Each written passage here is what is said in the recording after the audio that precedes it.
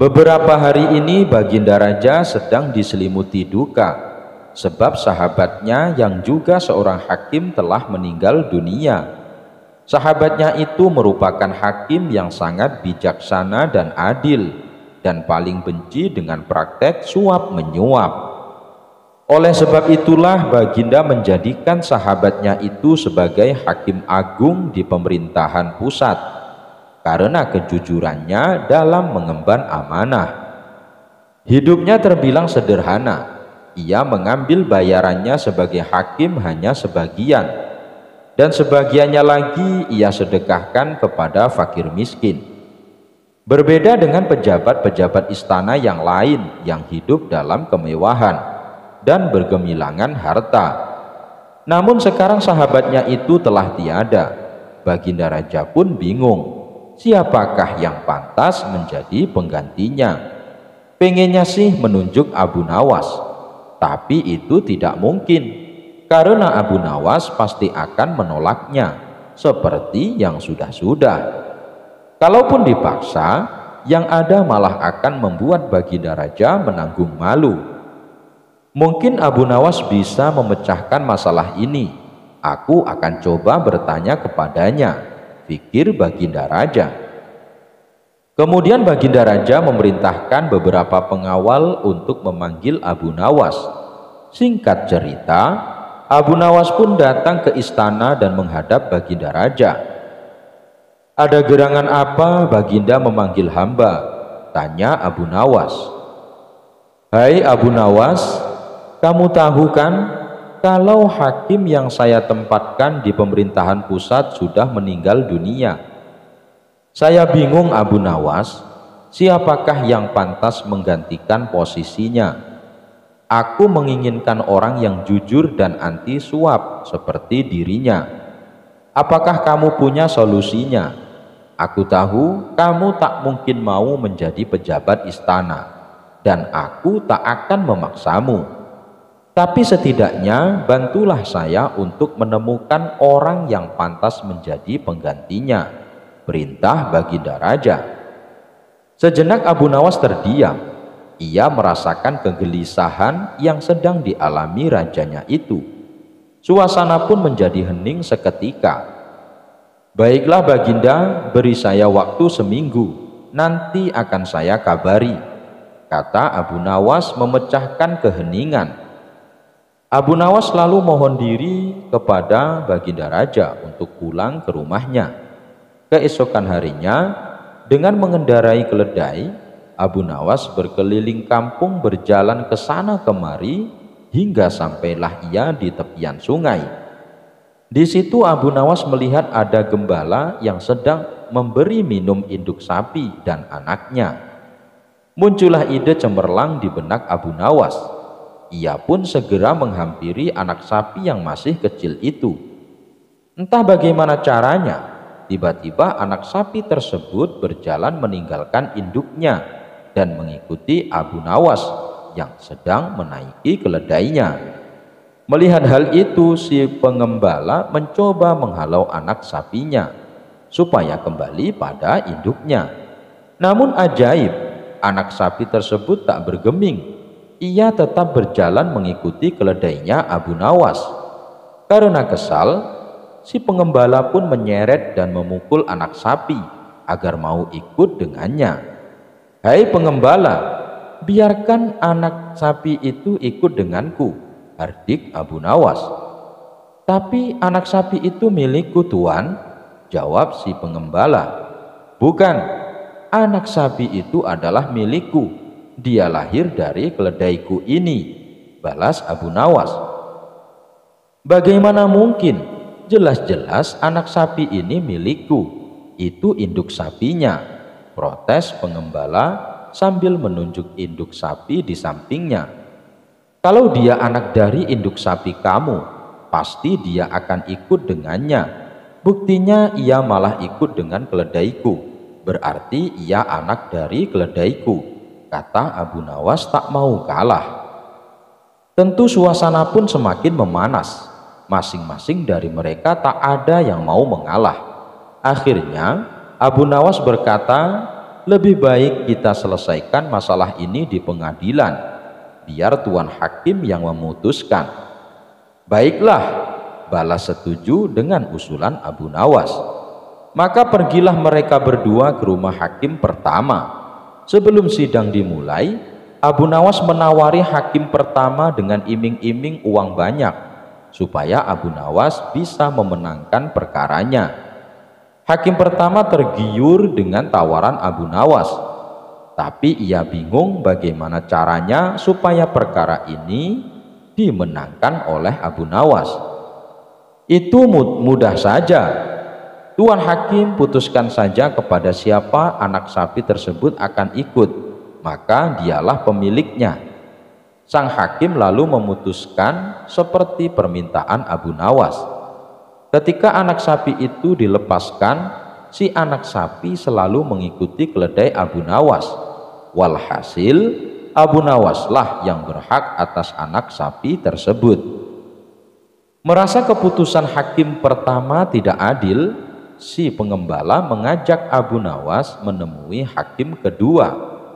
Hakim kedua juga ditawari iming-iming uang banyak oleh Abu Nawas, supaya dia bisa memenangkan perkaranya. Hakim kedua juga tergiur dengan tawaran Abu Nawas. Ia memutuskan perkara sesuai arahan Abu Nawas, seperti yang dilakukan oleh hakim pertama.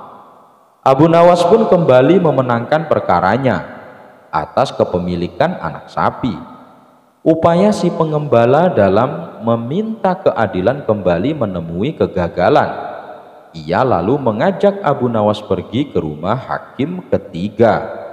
Seperti biasa, sebelum persidangan dimulai, Abu Nawas menemui hakim. Tidak untuk menjawabnya dengan uang yang banyak, namun hakim ketiga ini sepertinya enggan mengadili perkara tersebut. Tentu saja hal ini membuat Abu Nawas heran berkali-kali.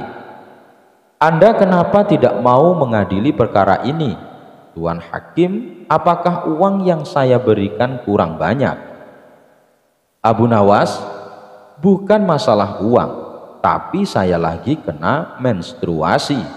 Pantangan bagi saya memutuskan suatu perkara apabila saya sedang datang bulan, jawab hakim ketiga. Abu Nawas semakin heran dengan jawaban Tuan Hakim. Abu Nawas lantas berkata, Tuan Hakim kan laki-laki, mana mungkin bisa menstruasi? Itu hal yang sangat mustahil. Dengan tenang, hakim menjawab, begitu juga dengan anak sapi. Sejak kapan keledai bisa melahirkan anak sapi? Meskipun anak sapi berjalan mengikuti keledai kamu, bukan berarti anak sapi itu lahir dari keledaimu. Abu Nawas terdiam, lalu ia kembali bertanya, jadi menurut pendapat Tuan Hakim, anak sapi itu milik siapa? Dengan tegas hakim ketiga menjawab, sudah jelas si pengembala itu punya induk sapi, tentu dialah pemiliknya. Abu Nawas tersenyum dengan keputusan hakim ketiga. Ia pun mengembalikan anak sapi itu kepada si pengembala. Sebelum berpamitan kepada Tuan Hakim, Abu Nawas berkata, Tuan Hakim, besok Anda ikut saya ke istana. Baginda Raja membutuhkanmu sebagai Hakim Agung di istana. Abu Nawas merasa puas dan lega. Tugas dari Baginda Raja telah ia selesaikan, karena ia telah menemukan hakim yang tepat untuk ditempatkan di istana sebagai Hakim Agung. Al-Kisah. Kala itu kota Baghdad tengah gempar oleh kehadiran orang asing. Persoalannya bukan pada orangnya, melainkan orang asing tersebut tidak mempercayai adanya Tuhan. Bukan hanya itu, ia juga menantang orang-orang muslim untuk berdebat dengannya terkait keberadaan Tuhan. Kabar ini pun tersebar sampai ke telinga Baginda Raja. Karena dianggap membuat resah masyarakat, orang asing ini lalu dipanggil ke istana. Apa tujuanmu membuat onar di negeri kami? Tanya Baginda Raja. Orang asing ini menjawab, Untuk apa aku bertuhan kalau tidak bisa menjawab pertanyaanku? Kemudian baginda raja bertanya kembali, apakah kamu tidak percaya adanya Tuhan? Dengan tegas dan percaya diri orang asing ini menjawab, tentu saja saya tidak percaya adanya Tuhan dan saya juga tidak percaya adanya akhirat. Mendengar jawaban tersebut, baginda raja sempat terkejut. Tetapi saya dan rakyatku percaya adanya Tuhan, berarti keyakinan kita berbeda. Jadi jangan ganggu rakyatku. Kalau baginda raja percaya adanya Tuhan, bisakah baginda menjawab 3 pertanyaanku? Pertanyaan pertama, orang Islam yakin bahwa dunia dan isinya adalah ciptaan Allah. Lalu siapa yang menciptakan Allah?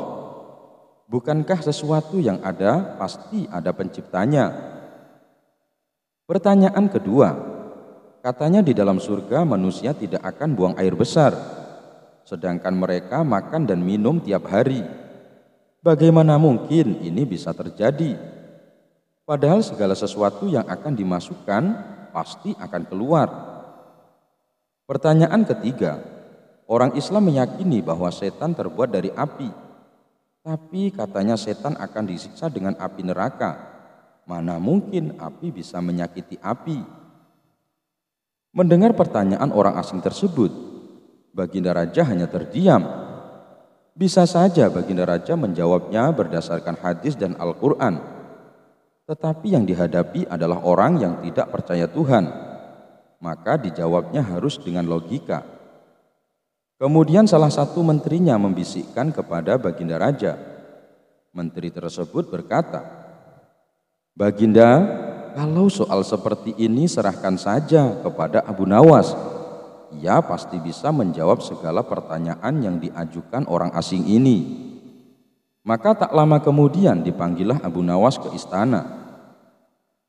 Setelah dijelaskan mengenai pertanyaan orang asing yang tidak percaya Tuhan ini, setelah duduk di hadapan orang asing ini, Abu Nawas kemudian berkata, silahkan apa yang ingin kau tanyakan? Pertanyaan pun sama seperti pertanyaan yang diajukan kepada baginda raja, yakni siapa pencipta Tuhan. Mendengar pertanyaan itu, Abu Nawas kemudian berkata, Anda pasti tahu kalau kami selaku orang Islam mengakui hanya ada satu Tuhan. Kita istilahkan saja Tuhan dengan angka 1. Sekarang gantian aku yang bertanya. Angka 3 berasal dari angka berapa? Tanya Abu Nawas. Angka 3 berasal dari angka 2 ditambah 1. Jawab orang asing tersebut. Tepat sekali. Kalau angka 2 berasal dari angka berapa? Angka 2 berasal dari angka 1 ditambah 1. Benar sekali. Sekarang kalau angka 1 sendiri berasal dari angka berapa? Orang asing tersebut kaget dengan pertanyaan itu. Ia hanya terdiam tak bisa menjawabnya. Kemudian Abu Nawas berkata, pada intinya semua angka pasti ada awalnya. Entah itu angka 5, angka 4 ataupun angka 10. Dan angka-angka tersebut diibaratkan alam semesta ciptaan Allah. Apabila kamu bertanya siapa yang menciptakan Allah, sama halnya saya bertanya dari mana angka 1 itu. Kamu pasti tidak akan bisa menjawabnya. Orang asing itu pun langsung terdiam dan merenungi kata-kata Abu Nawas. Untuk jawabanmu yang pertama masuk akal juga. Sekarang untuk pertanyaan kedua. Bagaimana mungkin manusia bisa buang air besar di surga? Abu Nawas kemudian menjawab, selama kamu dalam kandungan rahim ibumu, tentunya kamu makan dan minum. Karena menurut ilmu medis, seorang janin memakan sesuatu yang dimakan ibunya. Lalu ketika kamu dalam kandungan ibumu selama 9 bulan, apakah kamu pernah buang air besar? Untuk kedua kalinya pertanyaan ini bisa dipatahkan oleh Abu Nawas. Sekarang pertanyaan terakhir, bagaimana mungkin api bisa menyakiti api? Sebelum pertanyaan terakhir aku jawab, ujar Abu Nawas, kita harus berjanji, kamu tidak boleh marah. Tentu saja saya tidak akan marah, jawab orang asing tersebut. Tiba-tiba Abu Nawas menampar pipi orang asing itu dengan sangat keras. "Hei, apa-apaan ini? Kalau tidak bisa menjawab jangan emosi," ujar orang asing itu. "Siapa yang emosi?" jawab Abu Nawas. "Itu tadi adalah jawaban saya. Apakah tadi kamu merasakan sakit?" "Ya, tentu saja sakit. Coba kamu perhatikan tangan saya. Bukankah tangan saya terbuat dari tulang dan daging? Begitu juga dengan pipi kamu. Tapi ketika tangan saya menampar ke pipi kamu, kamu langsung kesakitan. Itulah gambaran sederhana. Kalau api neraka bisa menyakiti setan, setan pasti akan merasa kesakitan, meskipun ia sama-sama terbuat dari api." Orang asing itu pun hanya bisa diam. Semua pertanyaannya dipatahkan oleh Abu Nawas. Baginda Raja pun kagum atas kecerdikan Abu Nawas, dan tidak lupa Abu Nawas diberi hadiah. Suatu hari Abu Nawas mendapatkan hadiah berupa cincin berlian dari Sultan Harun ar-Rasyid. Kepada para tetangganya, cincin itu selalu dipamerkan. Bahkan kemanapun ia pergi, selalu dipakainya pada jari manis kanannya. Dari jauh cincin berlian itu tampak gemerlapan, sehingga menarik perhatian dan rasa kagum orang yang melihatnya. Ketika Abu Nawas berjalan di depan rumah seorang saudagar permata, cincin itu memukau perhatian si saudagar. Belum pernah rasanya permata semacam itu dilihatnya. Harganya kira-kira 10.000 dinar.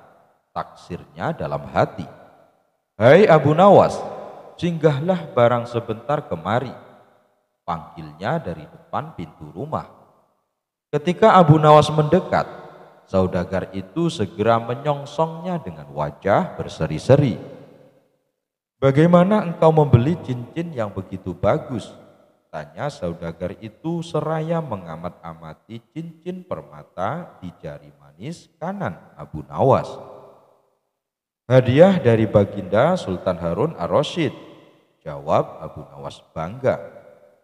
Jawaban itu menguatkan dugaannya bahwa permata itu memang amat berharga dan bukan barang palsu. "Aku bersedia membelinya dengan harga mahal," bujuk saudagar itu. Abu Nawas menggelengkan kepalanya. "Siapa tahu cincin itu dirampas penjahat di jalan. Lebih baik kau jual saja, maka uangmu dapat kau belikan apa saja," ujar saudagar itu menakut-nakuti. "Aku bersedia membayarmu 3.000 dinar," sambungnya. Abu Nawas orang yang pandai, tak gampang terbujuk, apalagi tertipu. Ia tahu bahwa harga cincin itu kira-kira 10.000 dinar. Tawaran itu didiamkannya saja. Dari saku bajunya dikeluarkan sapu tangan, lalu digosoknya cincin itu dengan sapu tangan. Makin bergemilaulah berlian itu. "Abu Nawas, dengarlah, modalku seluruhnya berjumlah 4.000 dinar. Baiklah, seluruh uangku yang 4.000 dinar aku bayarkan kepadamu. Boleh kan?" tawar saudagar itu. "Mana boleh, permata yang begini indah hanya kau hargai 4.000 dinar, sahut Abu Nawas hendak melangkah pergi. "Tunggu dulu Abu Nawas," cegah saudagar itu. "Jika aku punya uang lebih dari itu, akan kuberikan kepadamu semuanya. Barangkali 2-3 hari lagi akan kubawakan engkau uang 5.000 dinar. Karena itu jangan kau jual cincinmu kepada orang lain." Abu Nawas hanya senyum-senyum saja lalu pergi. Cincin itu memang tak pernah lepas dari jari manis kanannya. Ketika tidur malam harinya, cincin itu tetap tersunting di jari. Malam itu Abu Nawas bermimpi. Dalam mimpi itu saudagar datang membawa uang 5.000 dinar. Melihat uang sebanyak itu Abu Nawas tergiur. Tanpa pikir panjang, diterimanya uang sebanyak itu. Lalu diberikannya cincinnya. Begitu girang hatinya memiliki uang 5.000 dinar. Lalu menari-nari, bahkan berjingkrak-jingkrak. Tangannya bertepuk-tepuk, kakinya menghentak-hentak, kepalanya bergoyang ke kiri ke kanan, pinggulnya meliuk-liuk, sehingga keseimbangan badannya menjadi goyah. Tiba-tiba gedebuk, Abu Nawas terjatuh. Ternyata ia terjungkal dari tempat tidur ke lantai. Ia terjaga, jidatnya terasa nyeri karena terantuk lantai. Ia tersadar dari mimpinya. Yang pertama-tama dilakukannya ialah mengamat-amati cincin pada jari manis kanannya. Oh, masih ada, pikirnya.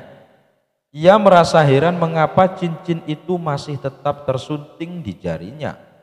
Padahal uang pembayaran dari saudagar permata itu sudah diterimanya. Esok harinya ia menceritakan mimpinya itu, bukan saja kepada istrinya, tetapi juga kepada tetangga-tetangganya, bahkan kepada semua orang yang berjumpa dengannya. Diceritakanlah perihal mimpinya itu. Aku sudah menerima uang pembayaran sebanyak 5.000 dinar, tapi cincinku belum diambil oleh saudagar yang membelinya, katanya dengan terheran-heran. Mimpi Abu Nawas yang aneh itu segera beredar dari mulut ke mulut. Akhirnya saudagar permata itu pun mendengarnya. Kalau begitu aku berhak mengambil cincin itu, pikirnya. Bukankah aku sudah membayarnya? Bahkan Abu Nawas pun mengaku telah menerima uang pembayaran dariku. Saat itu juga ia berangkat menuju rumah Abu Nawas. Dengan napas terengah-engah ia tiba di rumah Abu Nawas. Abu Nawas, ujarnya, mana cincin berlian yang sudah kubeli? Tapi, sahut Abu Nawas tersendat. Jangan pura-pura lupa, Abu Nawas. Semalam aku sudah membayarmu 5.000 dinar, bukan? Kata saudagar itu sambil telunjuknya pada dada Abu Nawas. Ya betul, ujar Abu Nawas. Tapi ada dua hal yang masih harus kita sepakati. Pertama, harga 5.000 dinar itu masih terlalu murah. Genapilah jadi 6.000 dinar. Kedua, karena cincin permata itu pemberian Sultan Harun ar-Rasyid, serah terima cincin itu harus disaksikan pula oleh Baginda Raja. Dengan kesaksian Baginda, engkau pun akan yakin bahwa cincin itu memang benar-benar pemberian Baginda. Baiklah, aku tambah 1.000 dinar nanti, setelah Baginda mengakui cincin itu berasal pemberian Baginda kepadamu, sahut saudagar itu. Aku berganti pakaian dulu, lantas kita berangkat bersama-sama ke istana, kata Abu Nawas sambil masuk ke dalam kamar. Dengan mengenakan pakaian yang paling bagus, Abu Nawas menemui lagi saudagar itu. Kita berangkat sekarang, ajaknya. Hei, mengapa jari manis kamu kau balut dengan sapu tangan putih? Tanya saudagar seraya menunjuk jari manis kanan Abu Nawas. Jari itu terbalut kain tebal. Engkau memperingatkan aku kemarin agar aku berhati-hati, karena penjahat yang melihat permata ini mungkin akan merampasnya, kata Abu Nawas. Betul-betul, kata saudagar itu membenarkannya. Keduanya bergegas berangkat ke istana. Sementara itu Sultan Harun ar-Rasyid ketika itu baru saja memasuki balai rum. Ketika kedua orang itu tiba di istana, Baginda menunda acara perbincangan dengan para pejabat tinggi, lalu memanggil Abu Nawas dan saudagar itu agar menghadap.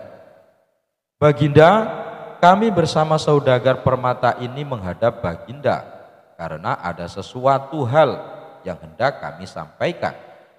cincin permata hadiah dari Baginda beberapa hari yang lalu kepada saya akan saya jual kepada saudagar permata ini, kata Abu Nawas. Mengapa hendak kau jual? Tanya Sultan dengan nada marah. Itu hak saya Baginda, jawab Abu Nawas. Bukankah cincin ini yang telah Baginda berikan sebagai hadiah kepada saya? Sultan terkejut melihat cincin yang tersunting di jari Abu Nawas. Lebih-lebih saudagar itu, matanya terbelalak dan mukanya pucat seketika. Betapa tidak, cincin yang tersunting di jari manis Abu Nawas tersebut dari tembaga, sedangkan permatanya tidak berkilau sama sekali karena hanya pecahan gelas belaka. Bukan itu yang hendak saya beli, seru saudagar itu, tapi cincin permata berlian pemberian Baginda. Inilah cincin hadiah dari Baginda itu, kata Abu Nawas. Kalau kau tidak percaya, mohonlah kesaksian Baginda. Dalam hati Sultan tersenyum. Macam-macam saja akal Abu Nawas, pikirnya. Betulkah cincin tembaga permata pecahan kaca itu hadiah dari Baginda kepada Abu Nawas? Sembah saudagar itu. Betul, jawab Sultan Harun ar-Rasyid. Memang itulah cincin pemberianku. Saudagar itu gemetar. Nah, bayarlah sekarang 1.000 dinar seperti kesanggupanmu tadi, kata Abu Nawas. Tapi engkau harus membayar 1.000 dinar kepada Abu Nawas. Tugas Baginda memerintahkan saudagar itu membayarnya. Saudagar itu terpaksa mengeluarkan uang 1.000 dinar. Tanpa berkata suatu apapun, diberikannya uang itu kepada Abu Nawas. Lalu pergi. Hai, tunggu dulu, seru Abu Nawas. Ini cincin permata yang sudah kau beli. Saudagar itu tak mau menoleh.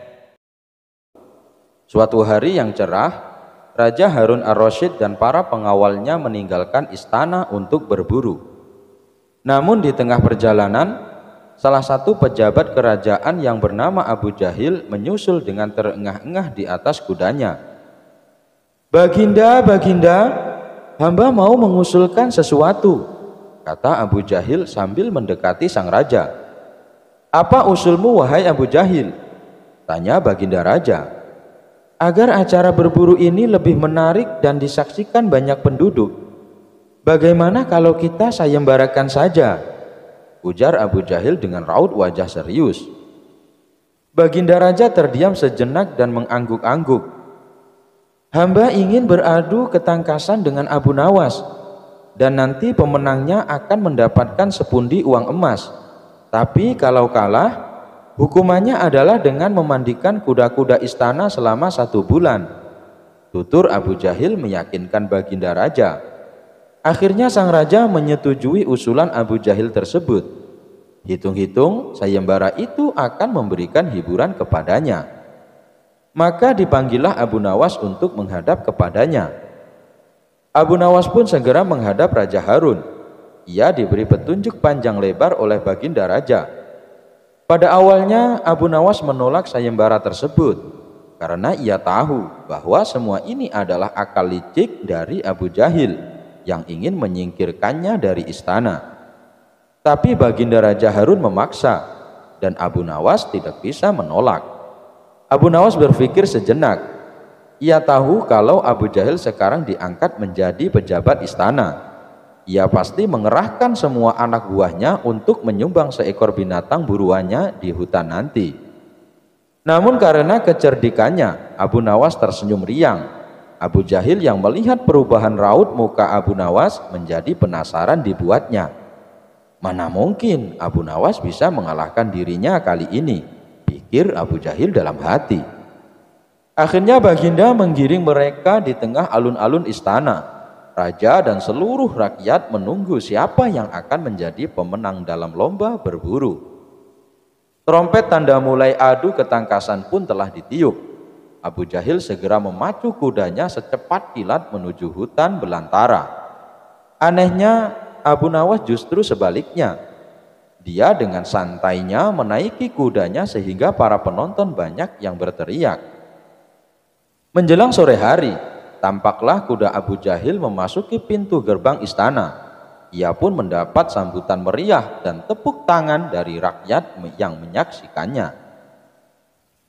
Di sisi kanan dan kiri kuda Abu Jahil tampak puluhan hewan yang mati terpanah. Abu Jahil dengan tersenyum bangga memperlihatkan semua binatang buruannya di tengah lapangan. Aku, Abu Jahil, berhak memenangkan lomba ini. Lihat, binatang buruanku banyak. Mana mungkin Abu Nawas mengalahkanku? Teriaknya lantang yang membuat para penonton semakin ramai bertepuk tangan. Tidak berapa lama kemudian terdengar suara kaki kuda Abu Nawas. Semua orang menertawakan dan meneriakinya karena Abu Nawas tak membawa satu pun binatang buruan di kudanya. Tapi Abu Nawas tidak tampak gusar sama sekali. Ia malah tersenyum dan melambaikan tangan. Baginda Raja menyuruh 2 orang pengawalnya maju ke tengah lapangan dan menghitung jumlah binatang buruan yang didapatkan 2 peserta tersebut. Dan kesempatan pertama, para pengawal menghitung jumlah binatang hasil buruan Abu Jahil. 35 ekor kelinci, ditambah 5 ekor rusa dan 2 ekor babi hutan, kata salah satu pengawal. Kalau begitu, akulah pemenangnya, karena Abu Nawas tak membawa seekor binatang pun, teriak Abu Jahil dengan sombongnya. Tenang, tenang, aku membawa ribuan binatang. Jelaslah aku pemenangnya, dan engkau wahai Abu Jahil, silahkan memandikan kuda-kuda istana menurut aturan lomba. Semua binatang boleh ditangkap, yang penting jumlahnya, kata Abu Nawas sambil membuka bambu kuning yang telah diisi dengan ribuan semut merah.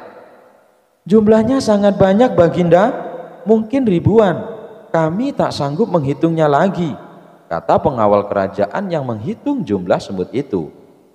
Melihat kenyataan itu, Abu Jahil tiba-tiba saja jatuh pingsan.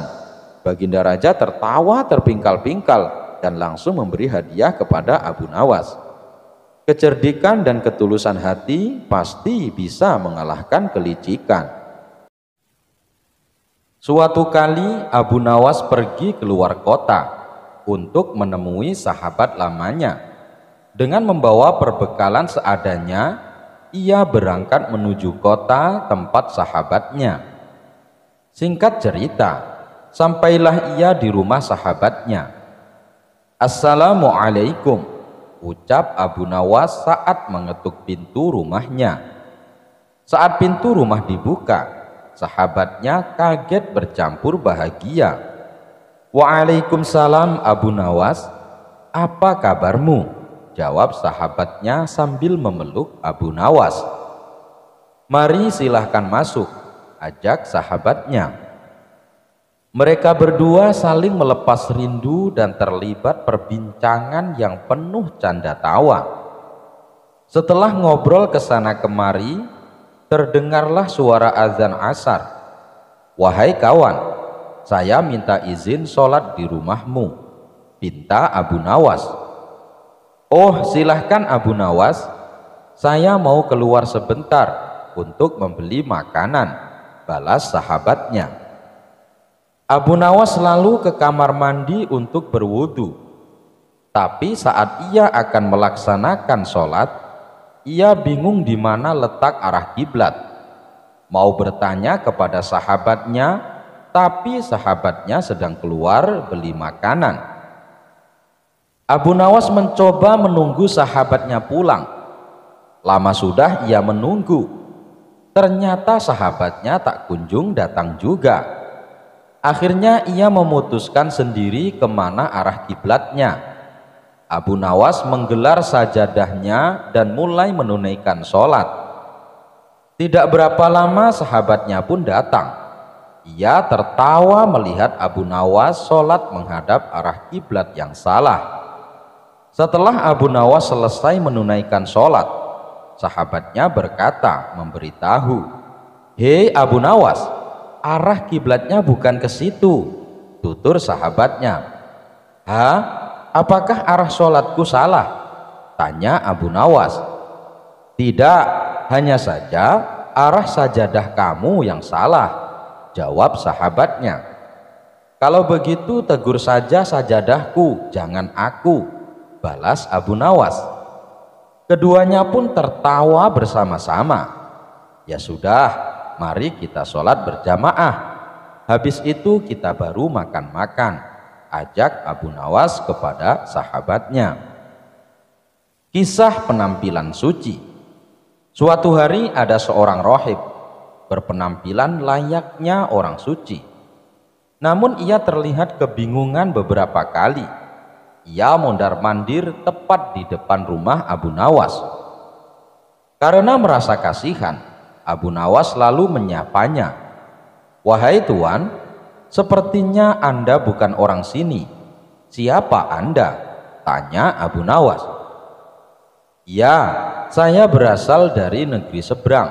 Saya adalah seorang rohib, jawab orang tersebut.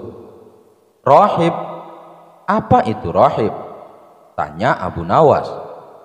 Rohib itu adalah orang yang bertugas untuk membimbing manusia menuju surga, jawab orang itu kembali. Oh, tapi dari tadi saya perhatikan Anda terlihat sedang kebingungan. Sudah beberapa kali Anda mondar-mandir tepat di depan rumah saya. Memangnya Anda mau kemana? Tanya Abu Nawas. Saya mau ke pasar, tapi tidak tahu jalannya, ujar sang rohib.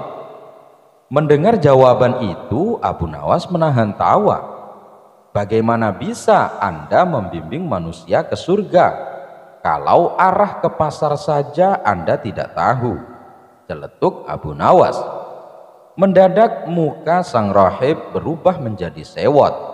Ia langsung pergi meninggalkan Abu Nawas. Abu Nawas menemukan sekantong emas. Pada suatu ketika, negeri Baghdad sedang mengalami masa paceklik. Pertanian banyak yang gagal dan pasar sepi pembeli. Tentu saja kondisi ini sangat mempengaruhi rakyatnya. Banyak warga yang mengalami kesusahan, tak terkecuali Abu Nawas. Dia dan istrinya terkadang harus berpuasa karena tidak ada makanan. Suatu ketika, Abu Nawas berjalan-jalan di pasar untuk menghilangkan rasa jenuhnya. Dan tiba-tiba Abu Nawas menemukan kantong hitam berisi uang.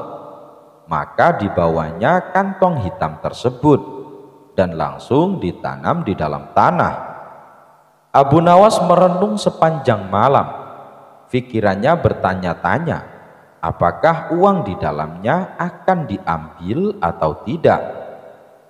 Hatinya berpikir untuk mengambilnya karena keluarganya sedang mengalami kelaparan. Namun Abu Nawas teringat terus bahwa memakan harta haram bisa mendapatkan siksa kubur di dunia dan akhirat. Akan tetapi dirinya juga teringat hadis Nabi yang mengatakan, bila Allah Subhanahu wa ta'ala memberimu hadiah tanpa kamu minta, maka terimalah hadiah itu, jangan kamu tolak, kemudian infakkanlah harta itu. Ketika mengingat hadis tersebut, Abu Nawas berkata kepada dirinya sendiri, sungguhkah ini hadiah dari Allah Subhanahu wa ta'ala, dan hadiah itu bagi orang yang menemukan uang tersebut. Namun hal itu tidak menjadikan Abu Nawas membuka kantong temuannya dan masih menunggu barangkali pemiliknya akan datang. Hari pun berlalu, dan ketika Abu Nawas kembali berjalan-jalan di pasar, ia mendengar seorang saudagar lelaki kaya sedang mengumumkan bahwa kantongnya hilang. Wahai para penduduk Baghdad, barang siapa yang menemukan kantong hitam berisi uang 1000 dinar, maka kembalikanlah dengan jaminan dari Allah Subhanahu wa ta'ala. Mendengar hal tersebut, lalu Abu Nawas mendekati lelaki tersebut dan berkata, "Wahai Tuan, negeri kami sedang mengalami masa paceklik. Banyak di antara kami yang hidup miskin. Seumpama uang Anda ditemukan oleh orang yang mengalami kesusahan, maukah Tuan memberikan sedikit uang secara halal?" ucap Abu Nawas. "Berapa yang diinginkannya?" tanya lelaki saudagar kaya. "Sepersepuluhnya Tuan," jawab Abu Nawas. Saudagar itu dengan tegasnya berkata, "Aku tidak akan memberikannya sedikit pun.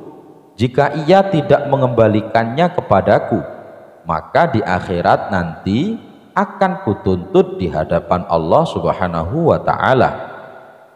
Mendengar perkataan tersebut, Abu Nawas segera kembali ke rumahnya dan menceritakan kepada istrinya bahwa ia telah menemukan pemilik kantong uang tersebut.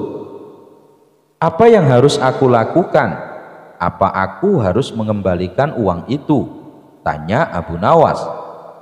Mendengar hal itu, istrinya agak marah. "Aku dan anak-anakmu telah menderita kemiskinan bersamamu selama 50 tahun. Bahkan saat ini kita hanya mempunyai satu pakaian dan dipakai bergantian untuk sholat. Selama hidup kita belum makan buah dan daging. Datangilah pemiliknya, desaklah ia agar memberikan 1/10 dari uangnya itu.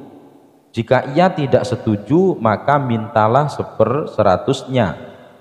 Tapi jika masih tidak setuju, maka mintalah 1/1000-nya, yang berarti menerima 1 dinar, karena 1 dinar lebih baik daripada tidak sama sekali," kata istri Abu Nawas. Mendengar penjelasan istrinya itu, lalu Abu Nawas pergi kembali menemui saudagar kaya di pasar. "Tuan, sebenarnya sayalah penemu kantong berisi uang. Apakah Tuan bersedia memberikan sedikit uang tersebut kepada saya? Meskipun hanya 1 dinar, karena beberapa hari ini keluarga saya belum makan Tuan," kata Abu Nawas. Namun saudagar kaya itu tetap pada pendiriannya untuk tidak memberikan uang tersebut. Maka diajaklah saudagar itu ke rumah Abu Nawas, dan setibanya di rumah, lalu Abu Nawas menyerahkan kantong tersebut. "Benarkah ini kantong Tuan?" tanya Abu Nawas. "Iya, benar," jawab saudagar kaya. Kemudian lelaki tersebut membuka kantongnya dan menghitung jumlah uangnya, dan jumlahnya masih tetap utuh, yaitu 1000 dinar. Lalu saudagar kaya itu pamit pulang kepada Abu Nawas, namun belum juga melewati pintu keluar. Tiba-tiba saudagar kaya itu berhenti dan berkata, "Wahai orang tua, aku akan menceritakan kepadamu mengenai kantong ini. Ayahku telah mewariskan kepadaku uang 3000 dinar. Sebelum meninggal, ayah berpesan kepadaku untuk membagikan sepertiganya kepada orang yang berhak menerimanya. Dan aku juga disuruh menjual warisan ternak lalu menginfakkannya. Sebagian lagi aku gunakan untuk pergi haji. Maka aku pun melaksanakan wasiat itu, dan wasiat untuk membagikan 1/3 uang dari kekayaanku. Uang tersebut aku letakkan pada kantong ini, lalu aku pergi ke kota Baghdad untuk mencari orang yang benar-benar miskin. Namun aku tidak menemukan seorang pun yang lebih berhak daripada Anda. Maka ambillah uang di kantong ini.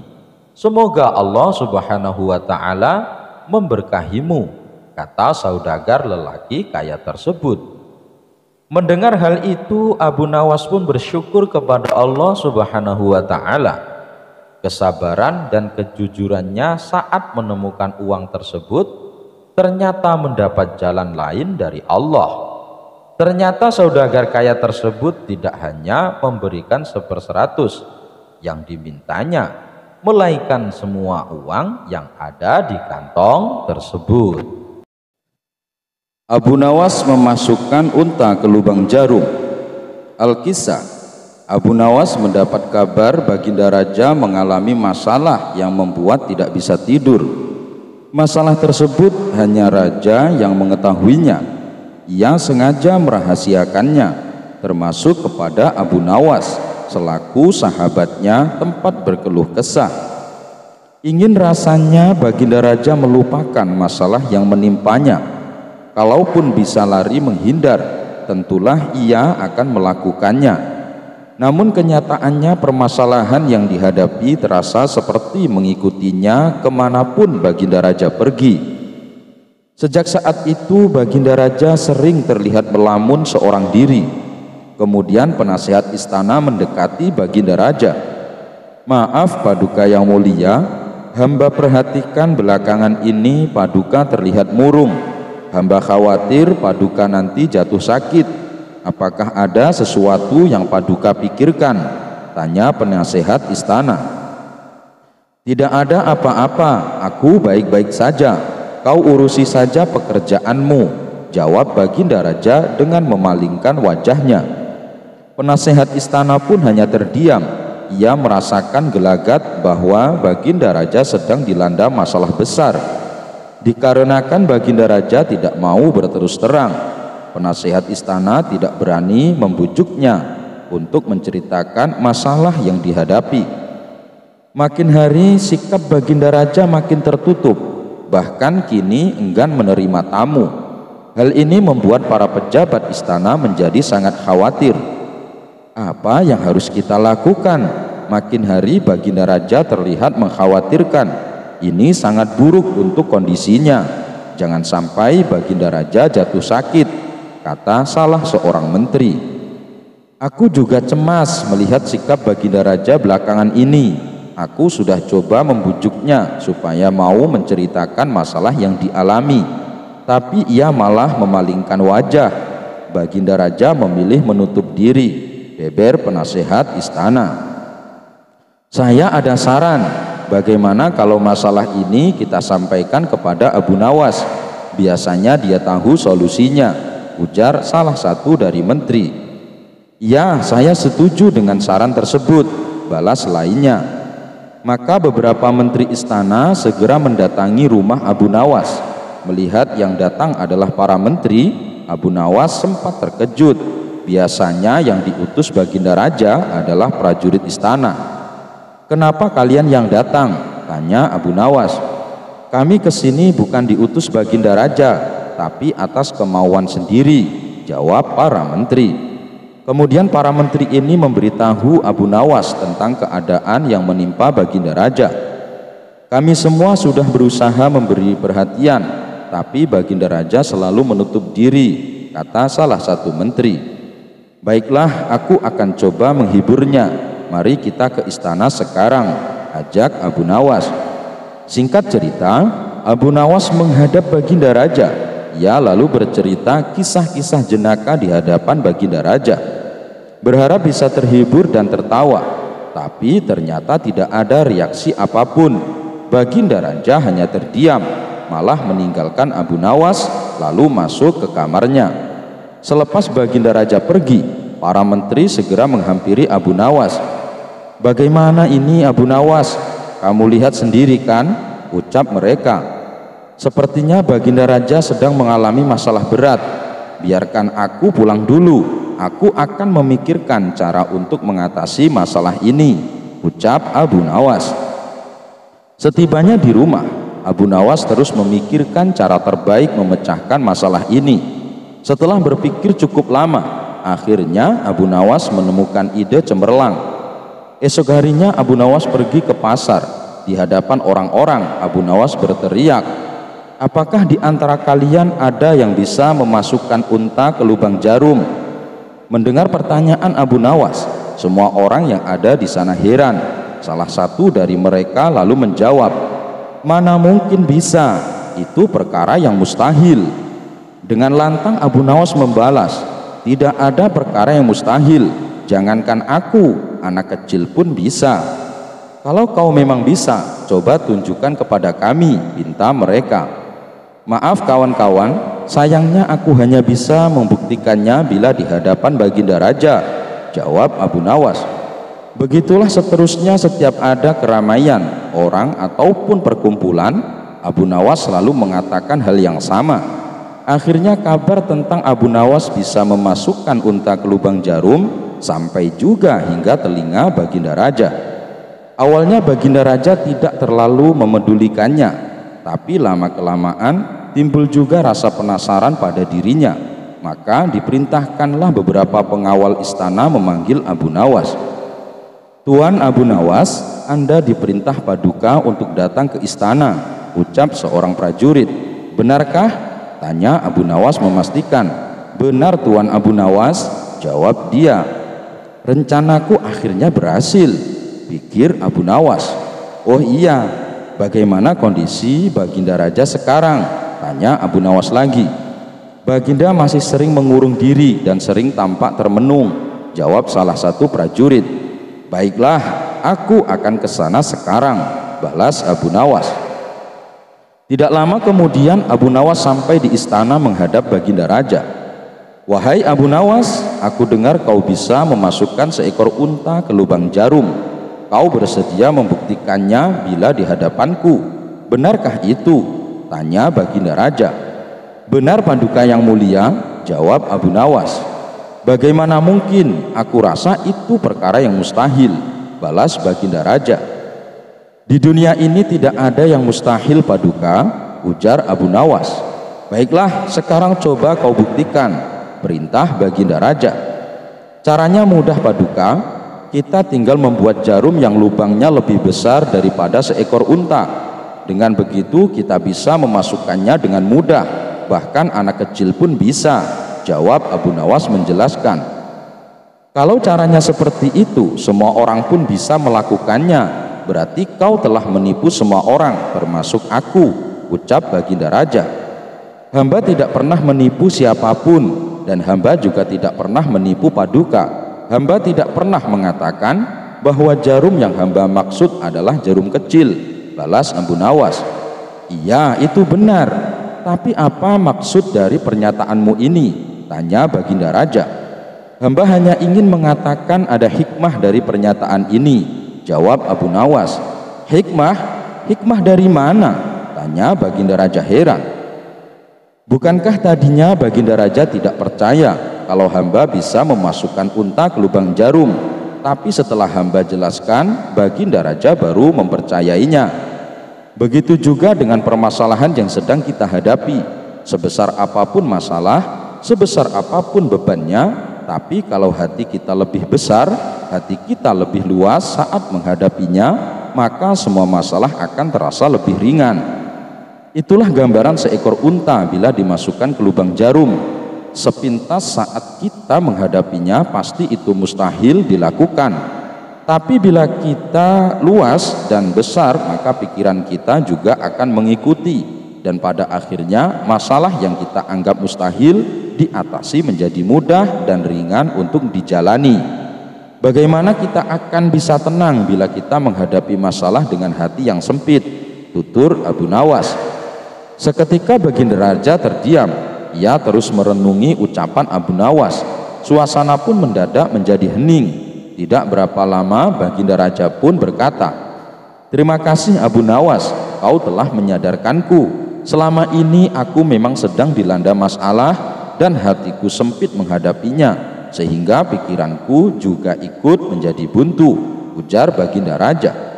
Sejenak kejadian itu, kini Baginda Raja mulai terlihat ceria. Ia tidak lagi terlihat murung seperti hari-hari sebelumnya. Permasalahan bukanlah hal untuk dilamunkan, melainkan dihadapi dengan hati yang besar, maka akan tercipta solusi dari sebuah pemikiran yang jernih. Abu Jahil dijadikan tumbal pesugihan oleh Abu Nawas. Al-Kisah. Abu Nawas mendadak kedatangan Abu Jahil. Ia lalu mengungkapkan maksud kedatangannya mau meminjam uang sebanyak 100 dinar. Tentu saja Abu Nawas kaget mendengarnya. Dari mana aku punya uang sebanyak itu? Ucap Abu Nawas. Ayolah, aku yakin kamu pasti ada. Pinjamilah barang sebulan, minta Abu Jahil merengek. Awalnya Abu Nawas enggan mengabulkan permintaan Abu Jahil, tapi karena didesak terus-menerus, akhirnya tidak kuasa menolak. Tapi janji ya, hanya sebulan, kata Abu Nawas mewanti-wanti. Iya, aku janji Abu Nawas, bulan depan ketika kebunku sudah panen, pasti akan aku kembalikan, ujar Abu Jahil coba merayu meyakinkan. Setelah sebulan lamanya, Abu Jahil tidak kunjung mengembalikan uang. Padahal saat itu kebun miliknya sudah panen dan hasilnya melimpah. Payah Abu Jahil, dia tidak menepati janjinya, batin Abu Nawas. Dikarenakan sedang sangat membutuhkan uang, Abu Nawas terpaksa mendatangi rumah Abu Jahil untuk menagih hutang. Mana janjimu Abu Jahal? Katanya, dalam sebulan kau akan mengembalikan uangnya, kata Abu Nawas. Abu Jahil pun menjawab bahwa dirinya belum bisa membayar hutang. Dia beralasan uang hasil panen kebunnya sudah habis untuk mengobati saudaranya yang sedang sakit. Jangan khawatir Abu Nawas, bulan depan pasti akan aku bayar, ujar Abu Jahil. Abu Nawas tentu sangat kecewa. Ia akhirnya pulang tanpa membawa uang. Beberapa hari kemudian, Abu Nawas mendengar kabar Abu Jahil sering mengajak kawan-kawannya pesta pora di rumahnya. Mendengar hal itu, Abu Nawas pun menjadi emosi. Kurang ajar, katanya uangnya sudah habis, tapi malah sering bikin pesta, gerutu Abu Nawas. Untuk menagihnya kembali itu tidak mungkin. Abu Jahil pasti tidak akan membayar hutangnya dengan beribu macam alasan. Akhirnya terbesit di benak Abu Nawas suatu ide untuk mengerjai Abu Jahil. Esok harinya pergilah Abu Nawas menemui sahabatnya yang ada di kampung seberang. Ia pun mulai mengatur siasat dan meminta bantuan sahabatnya itu. Setelah siasatnya sudah diatur dengan matang, maka Abu Nawas segera mendatangi rumah Abu Jahil. Kenapa kemari Abu Nawas? Kan sudah kubilang mengembalikan uangnya bulan depan, kata Abu Jahal. Kamu jangan salah paham Abu Jahil. Aku kesini bukan mau menagih hutang, tapi ingin mengajakmu menemui orang pintar, balas Abu Nawas. Menemui orang pintar untuk apa? Tanya Abu Jahil penasaran. Begini Abu Jahil, di kampung seberang katanya ada dukun pesugihan yang bisa membuat kita jadi kaya. Aku ingin mencobanya ke sana, jawab Abu Nawas. Benarkah? Baiklah, aku ikut Abu Nawas. Aku juga ingin kaya raya, sahut Abu Jahil kegirangan. Singkat cerita, sampailah Abu Nawas dan Abu Jahil di rumah seorang dukun pesugihan. Setelah keduanya dipersilahkan masuk, dukun tersebut bertanya, ada keperluan apa kalian kemari? Abu Nawas lalu mengungkapkan keinginan ingin kaya raya tanpa harus bekerja. Oh, itu gampang, tapi ada syaratnya, ujar dukun tersebut. Apa itu syaratnya?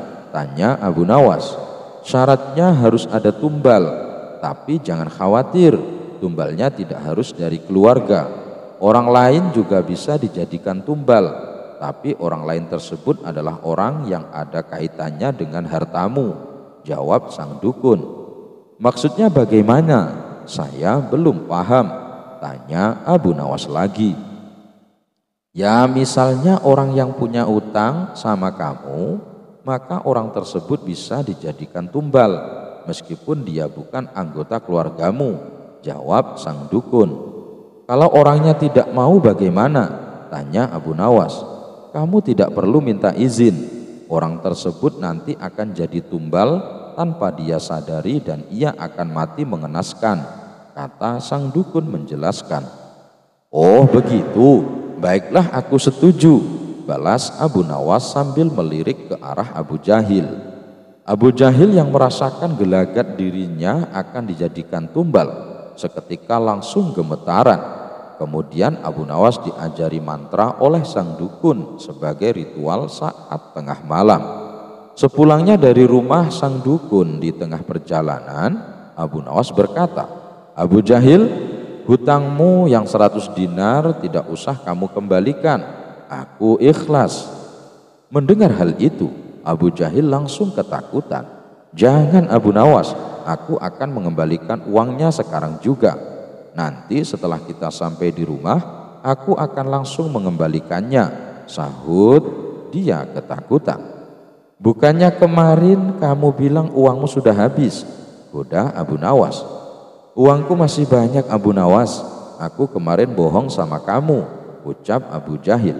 Akhirnya hari itu juga Abu Jahil langsung mengembalikan uang yang dipinjam.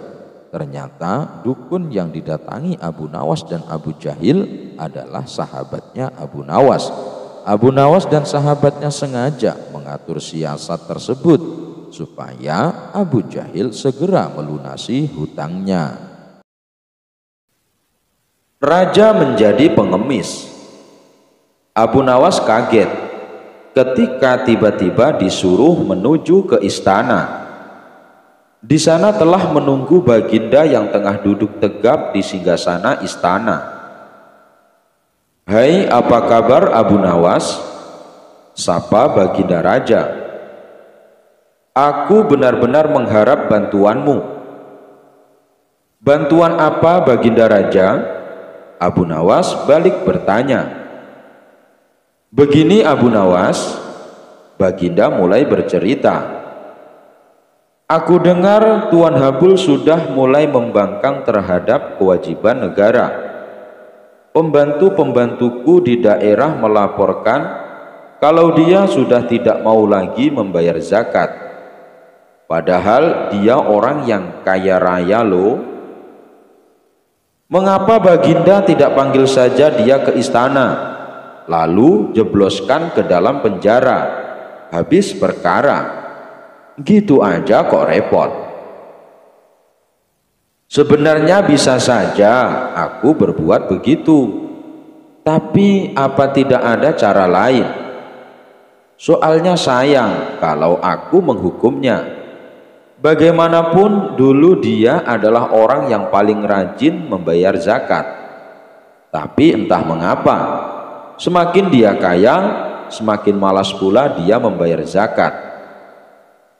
Sebenarnya kalau ingat nama Tuan Habul, Abu Nawas ingin dia di penjara, karena semua negeri tahu kalau Tuan Habul orang yang sangat pelit. Hampir tidak ada orang yang menyukainya, kecuali mungkin antek-anteknya saja. Tapi karena ini perintah baginda, mau tak mau Abu Nawas ikut pula memikirkan jalan keluarnya. Begini saja baginda yang mulia, usul Abu Nawas. Beri hamba kesempatan berpikir untuk membuat dirinya sadar. Tapi tentu saja selama berpikir, hamba tidak bisa bekerja mencari nafkah buat keluarga. Oleh sebab itu hamba minta ganti rugi selama hamba berpikir menyelesaikan masalah ini. Sudah kuduga sejak semula, kau pasti meminta imbalan kalau ku minta bantuan. Ini bawa, ujar baginda kesal. Baginda mengeluarkan uang 200.000 dinar kepada Abu Nawas. Sambil cengar-cengir, Abu Nawas membawa pulang uang pemberian baginda raja. Seminggu kemudian Abu Nawas datang ke istana. Dia datang dengan segudang rencana yang telah disusunnya. "Bagaimana Abu Nawas? Sudah ketemu jalan keluarnya?" tanya baginda raja. "Beres baginda raja. Cuma caranya baginda dan saya harus menyamar jadi pengemis. Apakah baginda bersedia?" Semula baginda agak kaget juga mendengar usul Abu Nawas. Tapi karena keinginan kuat menyadarkan Tuan Habul, Baginda akhirnya bersedia dengan menyamar jadi pengemis. Abu Nawas dan Baginda datang ke rumah Tuan Habul. Pucuk dicinta ulam pun tiba. Tuan Habul sedang ada di rumah. Abu Nawas pun segera uluk salam. "Selamat pagi Tuan, kami ini pengemis. Apakah Tuan ada sedikit uang receh?" "Tidak ada," jawab Tuan Habul dengan angkuh. "Kalau begitu, apakah Tuan punya pecahan roti kering sekedar untuk mengajar perut kami yang sedang lapar?" "Tidak ada." "Kalau begitu kami minta air putih." "Tidak banyak, masing-masing 1 gelas saja." "Sudah kubilang, aku tidak punya apa-apa." Tuan Habul mulai tidak bisa menahan emosinya.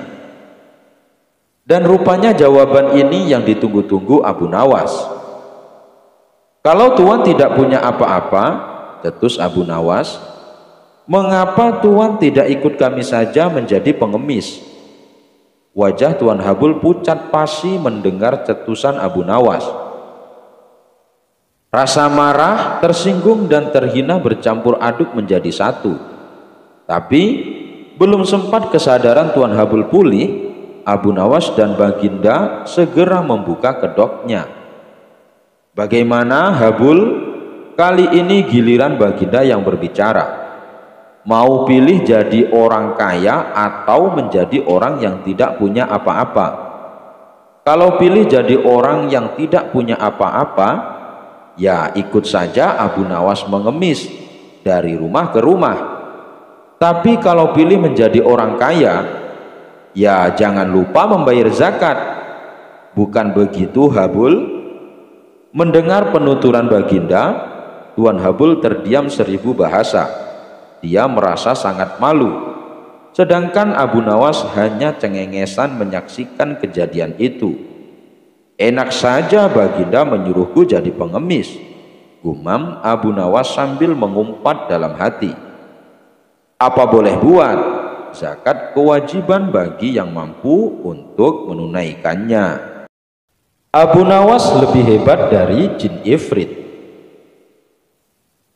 Baginda Raja baru saja membaca kitab tentang kehebatan Raja Sulaiman yang mampu memerintahkan para jin memindahkan singgasana Ratu Bilqis di dekat istananya. Baginda membaca surat An-Naml ayat 39 sampai 40. Jin ifrit berkata, "Akulah yang akan membawanya kepadamu sebelum engkau berdiri dari tempat dudukmu. Dan sungguh aku kuat melakukannya dan dapat dipercaya."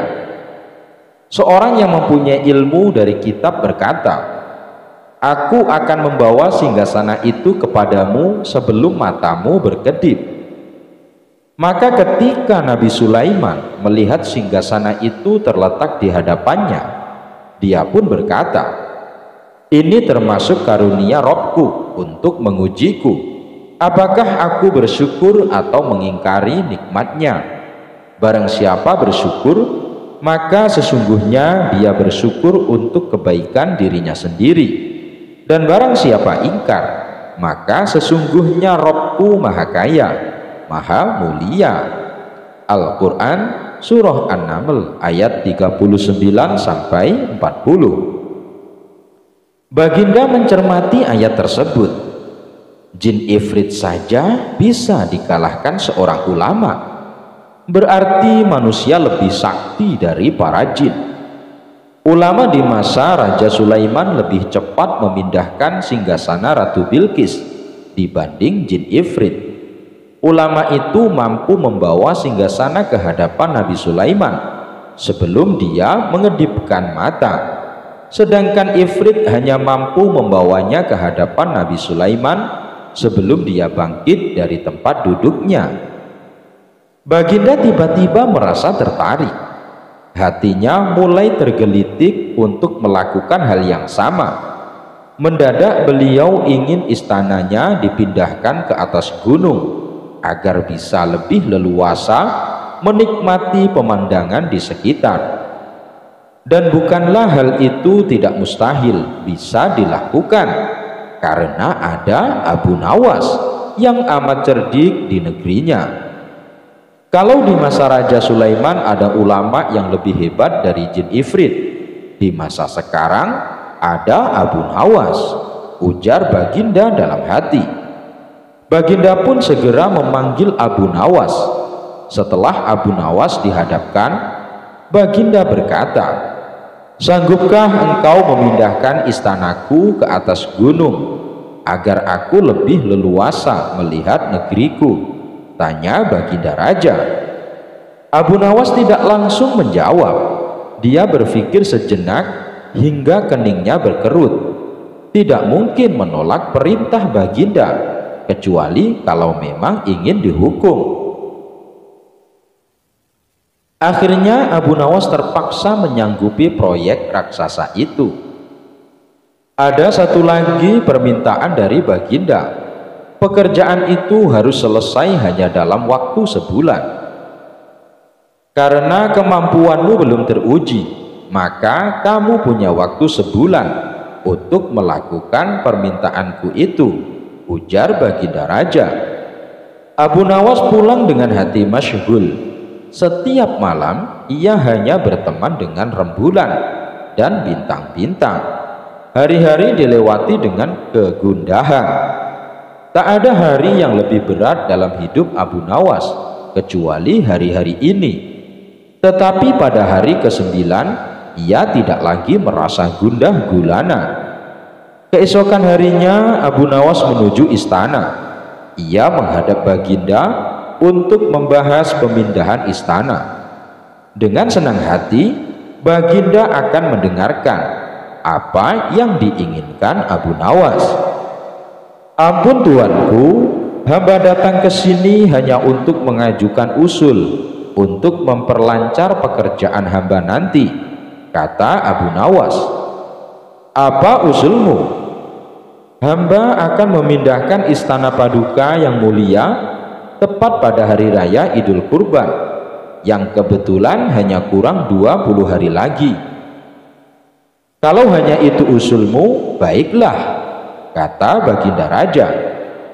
"Satu lagi Baginda," Abu Nawas menambahkan. "Apalagi?" tanya Baginda Raja.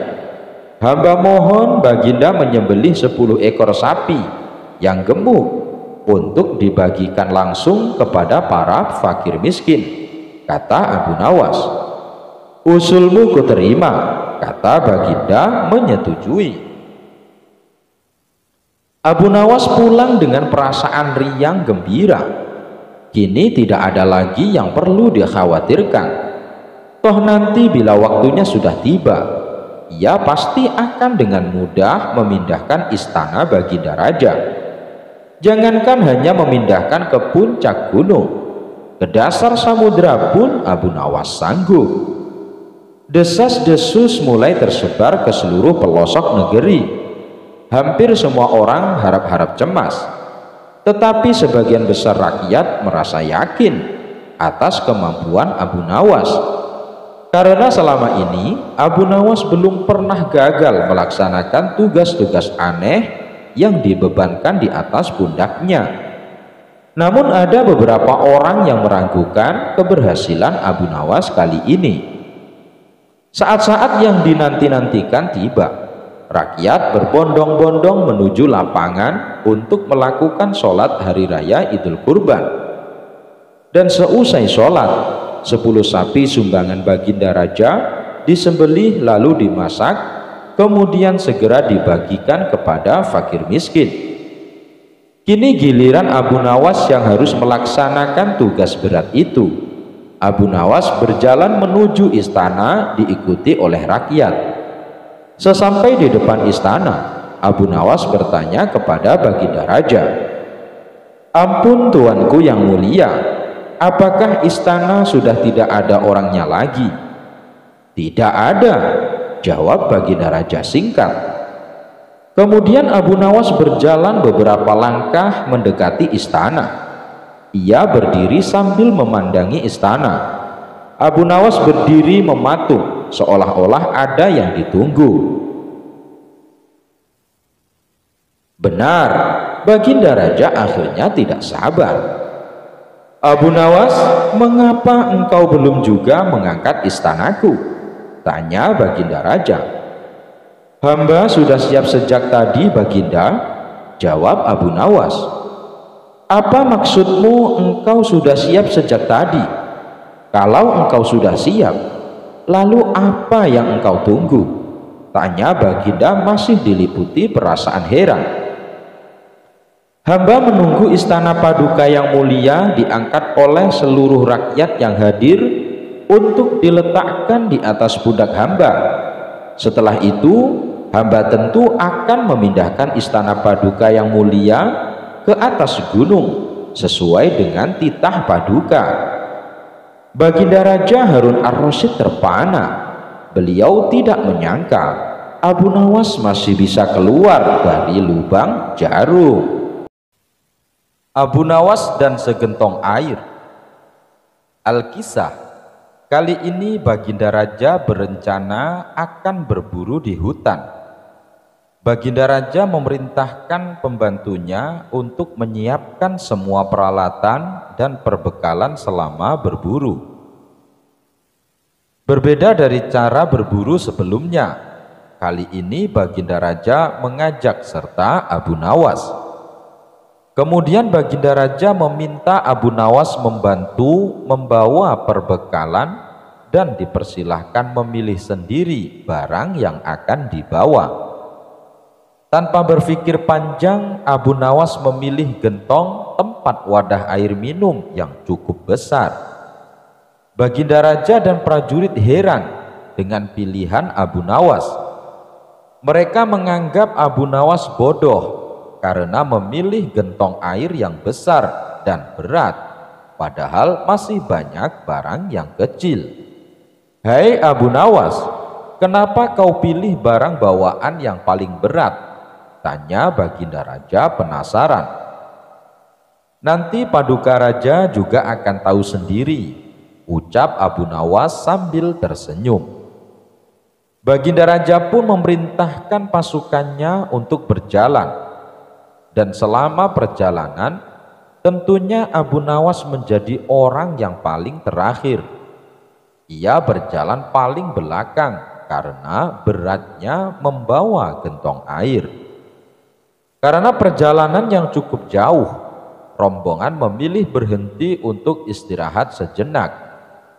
Di saat itulah mereka membutuhkan air untuk menghilangkan rasa dahaga, dan tentunya Abu Nawas menjadi orang paling dicari karena Abu Nawas yang membawa perbekalan air minum.